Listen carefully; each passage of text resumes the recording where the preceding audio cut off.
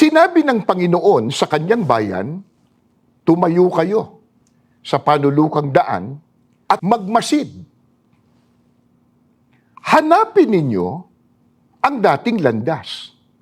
Alamin kung nasaan ang pinakamabuting daan. Doon kayo lumakad at magtatamo kayo ng kapayapaan. Titigil po muna ako. Meron po akong nais ipapansin sa inyo. Ang tanong po natin ano ang turo ng Diyos para ang tao makapagbalik loob sa Kanya at huwag mapahamak pagdating ng paghuhukom? Ang sabi ng Diyos, ikaw ay magmasid. Hanapin mo, alamin mo. Alin? Yung pinakamabuting daan. Hindi po sinabi ng Diyos, diyan kayo pinanganak. Diyan ka na lang. Diyan ka nagising, diyan ka na. Huwag ka nang aalis diyan. Isipin nyo, nagising ka, ang bahay mo nasusunog, diyan ka na lang. Hindi ka na aalis.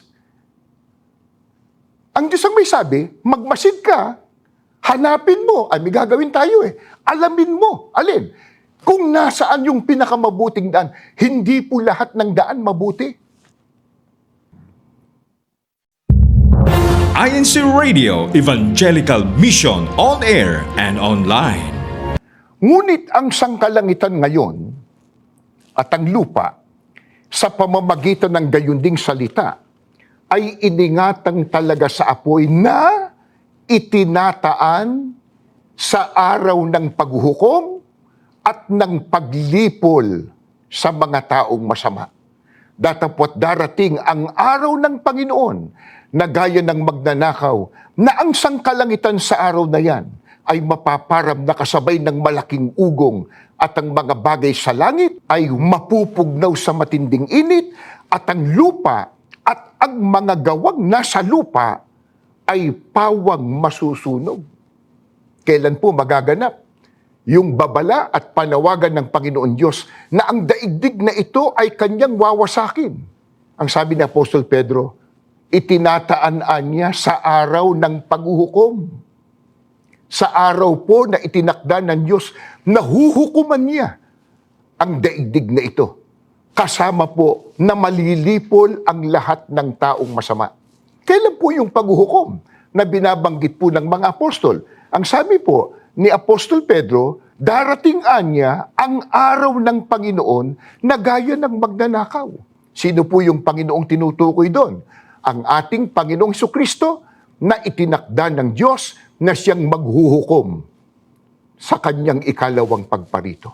Paano po gagawin ng Diyos yung pagwasak sa daigdig? Sinagot din po. Ang sabi po, ang mga bagay na nasa langit, matpupugnaw sa matinding init, at ang lupa, ang daigdig, at ang mga gawang nasa lupa ay pawang masusunog. Mga mahal po naming taga-subaybay, nakikinig at nanonood sa palatuntunang ito. Napakalaking trahedya, napakatinding kalamidad ang magaganap. Sunog po ng pangbuong daigdig. Hindi isang bahay, hindi isang baryo, hindi isang bansa, buong daigdig. Nakasulat po sa Biblia, tutupukin ng Panginoong Diyos sa pamamagitan ng apoy, kasamang malilipol ang mga taong masasama. Kaya pala, nananawagan ng Diyos. Bago dumating yun, nananawagan na siya. Sapagkat isang napakalaki at nakapangingilabot na sunog ang magaganap sa araw po ng paghuhukom. Walang ligtas na dako, wala kang maaaring puntahan para ikaw ay makatakas. Masusunog ang buong mundo. Ano po ang ginawa ng Panginoong Diyos? Ibinigay niyang halimbawa para patunayan po na magaganap ang itinakda niya na araw po ng paghuhukom. Balikan po natin ang ikalawang sulat ni Apostol Pedro. Dito naman po sa Kapitulo 2, mga talatang 5 hanggang 7. At ang dating sanglibutan ay hindi pinatawad. Datapwat, iningatan si Noe na tagapangaral ng katwiran na kasama ng ibang 7 pa noong dalhin ang pagkagunaw sa sanglibutan ng masasama. At pinarusahan niya ng pagkalipol ang mga bayan ng Sodoma at Gomora na pinapaging abo ng maging halimbawa sa mga magsisipamuhay na masama. At iniligtas ang matwid na si Lot na lubhang nahahapis sa mahahalay na pamumuhay ng masasama. Ano po itong binasa ko sa inyo mula po sa Biblia? Ito po'y nangyari sa panahon po ni Noe at sa panahon po ni Lot. Panahon ng patriarka o panahon ng mga magulang, batay po sa pagtuturo ng Biblia. Ano po ang nangyari sa panahon ni Noe? Dahil sa kasamaan po ng tao sa mundo, nilipol ng Diyos ang tao at lahat ng may buhay dito sa lupa sa pamamagitan po ng tubig, ng bahang gunaw, universal deluge. At gaano po ang napahamak? Isipin po nyo, isang buong mundong tao na noon. Pero ang naligtas lang po, 8. Si Noe, at ang sabi po ng talata, yung 7 kasama pa niya. Sino yun? Asawa niya, 3 anak niya, 3 mga manugang niya. Kaya dito po ay mapapansin po natin, ang kaligtasan, wala po yan sa dami. Wala din po yan sa kakauntian. Hindi pwedeng sabihin, mas marami kami. Kami totoo. Mayuriya kami. Kaya kami ang ligtas. Sa panahong pong yun, ni Noe, ang naligtas po, 8 katao. Ang buong mundong tao, maliban doon sa 8, napahamak. Pero bago po dumating yung malaking kapahamakan, yung bahang gunaw, nagbigay po ba, nagbabala ang Diyos? Meron po ba siyang panawagan? Opo. Gaya ng binasa natin, kinasangkapan ng Diyos si Noe para ipangaral yung katwiran. At ang totoo, hindi lang po siya nanawagan at nagbigay ng babala, itinuro pa niya ang paraan para ang tao po ay maligtas sa bahang gunaw. Kaya lang po, ano nangyari? Pag binasa po niyo sa Biblia, pinagtawanan lang po si Noe. Hindi po pinaniwalaan. At ang totoo, inakala na siya ay nasisiraan pa ng bait. Pero tinanggap man nila o hindi, totoo po yung panawagan ng Diyos sa pamamagitan ni Noe. Kaya nang dumating ang takdang panahon na nais na ng Diyos ilapat ang kanyang parusa, dumating ang bahang gunaw, ang naligtas lang po yung nakinig sa panawagan. Yung sumunod sa babala, yung pumasok sa daog na ipinagawa ng Diyos, yung hindi po nakinig, napahamak. Hindi lang yan, binanggit pa po sa talata, yung panahon naman ni Lot. Ano po nangyari? Yung malaking syudad, 2 malaking syudad, Sodoma at Gomora, nilipol ng Diyos sa pamamagitan po ng apoy at asupre.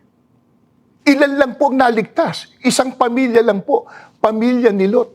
At ang totoo, yung asawa pa ni Lot, hindi pa naligtas sapagkat nasa daanan ng kaligtasan, sumuway pa sa bilin ng Diyos sa pamamagitan ng mga isinugo na wag lilingon sa likod. Paglingon sa likod, siguro nandun ang puso niya, nandun yung aking mga pakinabang. Paglingon, naging haliging asin. Pero nagbigay din ba ng babala at panawagan ng Diyos bago sunugin ang Sodoma at Gomora? Opo, nagsugo ang Panginoong Diyos. Pero inakala lang po ng iba na nagbibiro yung nagbigay po ng babala. Sa makatwid, yung mga pangyayaring yon sa panahon po ni Noe at ni Lot, ang sabi po ni Apostol Pedro, ibinigay na halimbawa para tayo po ay maakit, makumbinsi, maniwala, totoo, yung panawagan ng Diyos, meron siyang itinakdang araw, huhukuman ng mundong ito at wawasakin ng daigdig, malilipol ang lahat ng taong masasama. Ngayon, maaring sabihin ng ilan, matagal ko nang naririnig yan. Sinabi na yan ng lolo ko. Pero hanggang ngayon, wala pa. Ba't nga po ba hindi pa nagaganap yung panawagan at ibinabala ng Panginoon Diyos na araw ng paghuhukom? Ang makakasagot po, Biblia rin. Tandaan po natin, sa Biblia nakasulat, ang mga katotohanan na salita ng Diyos na dapat po nating malaman para tayo maligtas. Balikan natin uli ang 2 Pedro. 3:7 po, binasa ko na kanina, pero ngayon po, itutuloy po natin sa talatang 9. Ngunit ang sangkalangitan ngayon at ang lupa, sa pamamagitan ng gayunding salita, ay iningatang talaga sa apoy na itinataan sa araw ng paghukom at ng paglipol sa mga taong masama. Hindi mapagpaliban ng Panginoon tungkol sa kanyang pangako na gaya ng pagpapalibang ipinalalagay ng iba, kundi mapagpahinuhod sa inyo na hindi niya ibig na sinuman ay mapahamak, kundi ang lahat ay magsipagsisi. Bakit po hindi pa nagaganap yung ibinabala ng ating Panginoon Diyos na araw ng paghuhukom? Hindi po ibig sabihin mapagpaliban ng Diyos sa kanyang mga pangako, kundi ang sabi po, mapagpahinuhod sa inyo na hindi niya nais na ang sino man ay mapahamak. Napakabait po at napakabuti ng Panginoong Diyos na makapangyarihan sa lahat. Kung hindi pa natutupad yung kanyang babala na pagwasak sa daigdig sa araw ng paghukom, dahil inaakay po sila ng pagpapahinuhod sa tao, pagmamahal sa tao. Ano ang nais ng Diyos? Ang sabi niya, hindi niya ibig na sino man ay mapahamak, kundi ang lahat ay magsipagsisi. Hindi ho ba? Napakalinis at napakabanal ng layunin ng Diyos kung sakaling hindi pa niya tinutupad yung kanyang ibinabala na pagwasak sa mundong ito sa araw ng paghuhukom. Pero gayon pa man, kung nagpapahinuhod siya, ibig po bang sabihin, magtatagal pa? Magluluwat pa? Pakinggan ninyo, ganito po ang nakasulat sa Ezekiel 7:5 hanggang 8. Basahin po natin. Ipinasasabi ng Panginoon, hindi na magtatagal. At sunod-sunod na kasawian ang aabot sa inyo. Dumating na ang wakas. Ito na ang inyong hangganan. Dumating na ang inyong katapusan. Mga mamamayan ng lupain. Dumating na ang panahon. Ibubuhos ko ngayon sa inyo ang aking puot. Uubusin ko sa inyo ang matinding galit ko. Hahatulan ko kayo ayon sa inyong gawa. Parurusahan ko kayo dahil sa inyong kasamaan.